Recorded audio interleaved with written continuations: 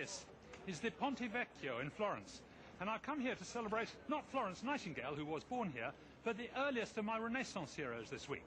A man who was an artist, an architect, a sculptor, a jeweller, an engineer and an inventor. But the most important thing he left us was something we know so well we take it for granted. Perspective. His name was Filippo Brunelleschi. Brunelleschi was born into a wealthy family and was given a good education in mathematics and Latin. So he was expected to become a doctor or a priest. But he had other ideas.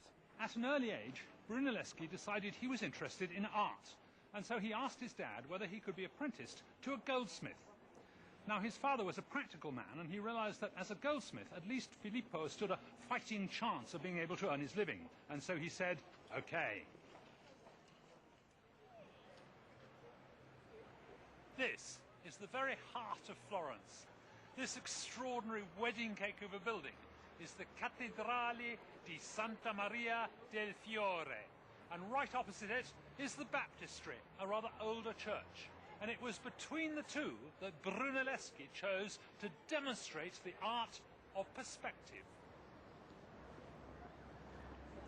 It seems odd to us now that the rules of perspective hadn't all been worked out when Brunelleschi came along.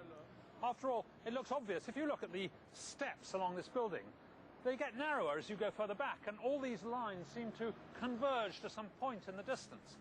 And yet, when other artists did it, they did it by eye, and they often seem to get it slightly wrong. Well, he'd surveyed a lot of buildings, and he reckoned he could define a mathematical technique for getting perspective exactly right. And I want to show you how I think he probably did it. I'm going to draw a picture of this tile. It's a very plain, ordinary square tile with a black diamond in the middle, but instead of drawing it square on, I'm going to draw it in perspective, like that, which is obviously rather trickier. And I think he must have imagined that from each corner of his object, a ray of light went up to his eye, like this. I'll show you here, look. Here I've got one of these tiles here, and here is my eye. This metal eye here is my eye. This is my viewpoint. You must stick to one viewpoint.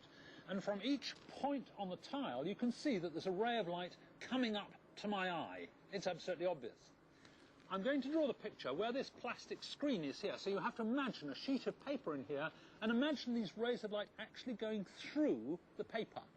Now, in a sense, the picture is drawing itself, but in order to show you how it works, I've got to cut all my rays of light.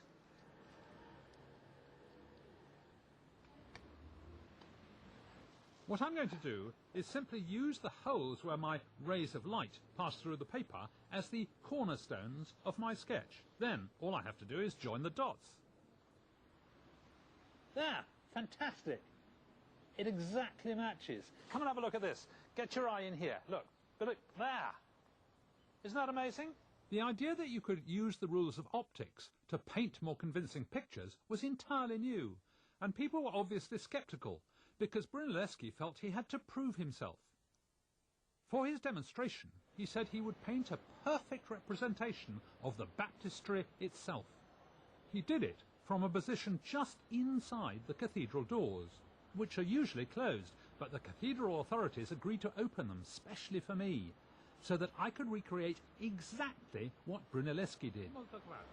He came inside 3 braccia, that's cubits, so that's about here. This must be the very spot where he stood to paint his picture. Now, I'm no sort of artist, and so I've done a rather crude sketch, as you'll see. There it is. There's the little cupola thing on top, and the roof, and the sides, and the arches, and here's the door at the bottom. And you'll notice there's a hole in the door, and I'll explain the point of the hole later. Now, he did his drawing right here, and then he did a very cunning thing. He swung the picture round so that it faced the baptistry, and then he took a mirror. We are. And with the mirror, he was able to put it between the picture and the baptistry so that gradually the sketch replaces reality. So I'm looking at the door, and the sketch of the door takes its place. And then I look up, and the arch takes the place of the real arch. It exactly matches. And right up to the cupola on the top of the building, and the left-hand side of the building, I need to move over there, and I can see it. And the right-hand side. Brunelleschi's single-point perspective works because everything is drawn from one viewpoint. and by making you look at it through a hole, you see the real baptistry from one viewpoint too. It's uncanny the way the one replaces the other and all the lines are in position, even with this crude picture.